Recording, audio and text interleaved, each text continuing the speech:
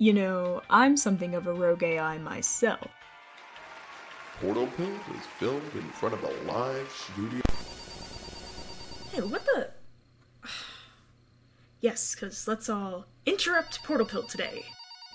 You have one new message.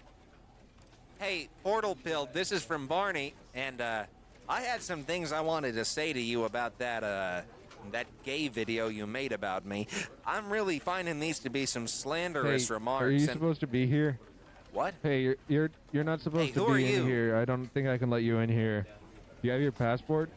What the hell are you talking about, passport? The Combiner right outside. No, I'm sorry. You can't come into this video if you don't have your passport. Ah, hell. Anyway, hello, I'm Portalpilled and I love Portal. But I also happen to love this little web series known as Half-Life VR, but the AI is self-aware, or Half-Life VR AI if you're cool like me. Half-Life VR AI is an improv comedy roleplay that was created by the RTV crew and initially streamed live on Twitch. You may recognize this wonderful face as Wayner80V, as he was also the real-life Spamton, for some reason. Oh hey, look at that, the rest of the RTV cast, cool. Now if you're here, you're probably already aware of Half-Life VR AI, maybe even have some merchandise, some $400 merchandise. You want a prize? You! In the Half-Life community at least, Half-Life VR AI is a very high point of contention. It seems that you either love it for the fandom, or hate it for the fandom. But, fandom wars aside, let's view Half-Life VR AI as a piece of art. Yes, of course, we will consider the culture around it in the beginning to get our bearings, but that's not the focus here.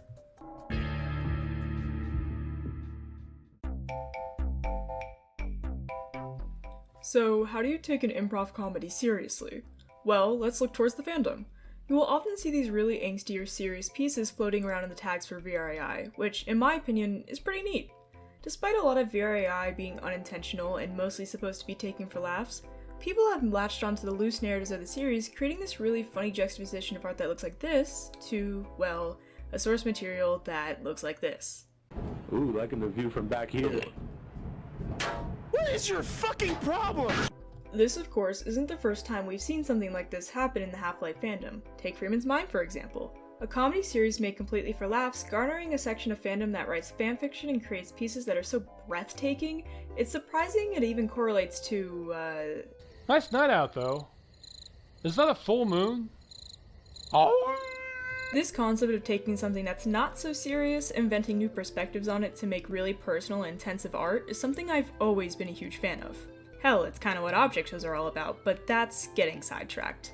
In regards to Half-Life VR AI, the creator of it, Wayner80V, seems to have this similar perspective, as while during the creation of the series, it started to pivot, taking on a more cohesive narrative and giving characters arcs. Today, we'll be looking solely at the YouTube cut of Half-Life VR AI, as is the most narratively cohesive version of the series, and Wayner has gone on to say himself he created this version in a way to better characterize the characters and tell an easier to follow story. This also makes it easier for me to interpret what we see as canon and leave out unnecessary fodder that could contradict the final interpretation. Intro out of the way, let's get introspective. Welcome to Wikipedia's server room. Half-Life VR AI is a story about the AI in Half-Life 1 becoming self-aware. The series follows Gordon Freeman, or at least someone playing the game as Gordon Freeman. See, the cool thing about Half-Life VR AI is that it doesn't necessarily take place inside the world of Half-Life, but rather a version of our world where Valve was trying out a VR version of Half-Life with more advanced AI.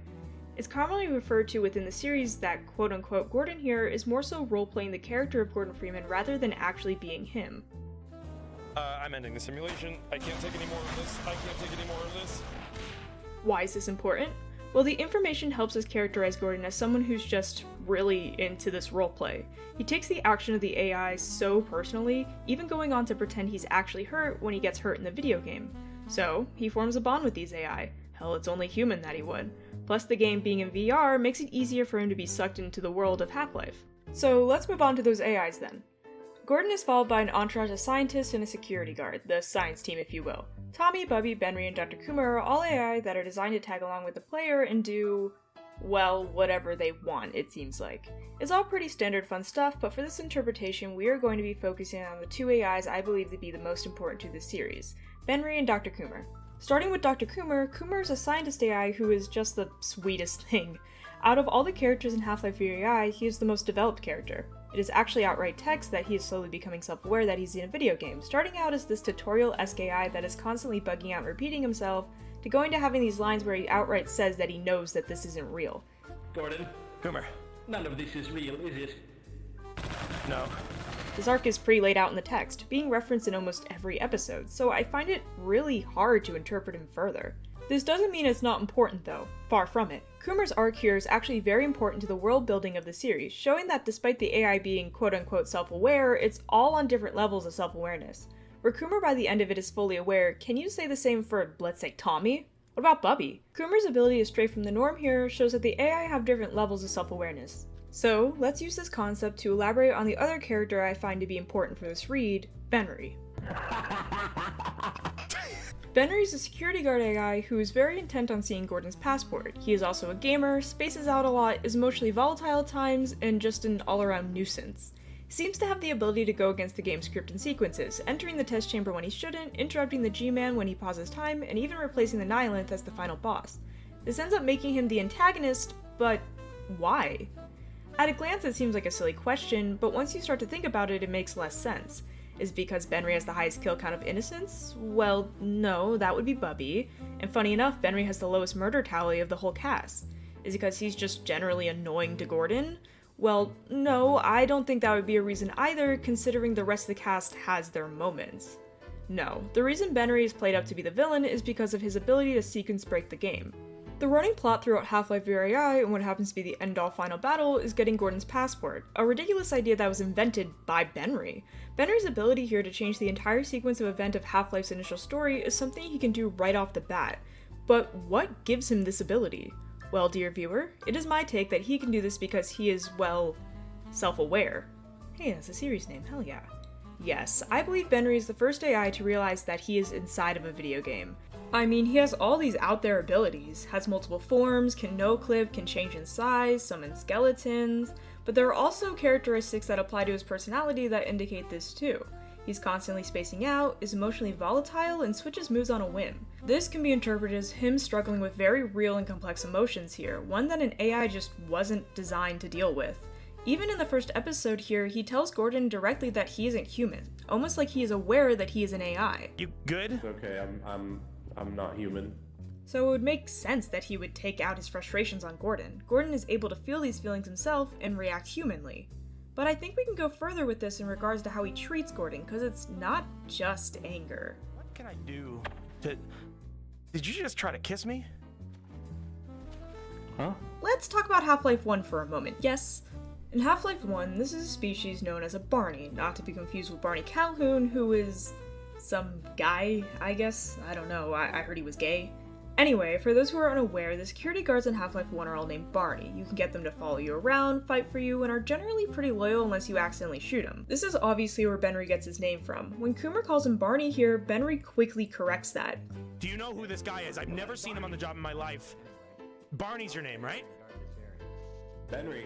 Benry. Wait, who's Benry? You're Benry? Benry. Clearly want to be separated from the Barney name, but we can't deny that he's still a part of the species. So here's my take. Could Benry be conflicted with his feelings on Gordon because there's something hardwired into him that makes him think he's friends with him? Like a feeling, an urge to be around this man that he claims to hate, a feeling that makes him know deep down that they are supposed to be friends in some capacity. He can't help but try to be friendly towards Gordon, it's his nature despite claiming to hate him. This hardwired buddyship is what confuses him. Why is he so obsessed with Gordon, he thinks? Is it love? Is it hate? And on top of that, he's struggling with being an AI that is capable of human emotions, constantly dissociating and forgetting things. He's low-key going through a lot, I guess? Where we see Coomer discover this in real time, Benry's what happens if the AI is, well, already self-aware. Already having accept the fact that he lives in a world that isn't real and doesn't really matter. It's why he doesn't ever say anything too serious, why he'll derail the plot into some random bullshit, and why his final big villain monologue was something seemingly so nonsensical but seemingly so dear to his heart, more upset about his relationships with other people. His whole speech boils down to, I wanted to go play video games with my friends when I got home, but you made me have to follow you around, and on top of that, you don't even act like we're friends when we are literally best friends. It's actually quite ridiculous.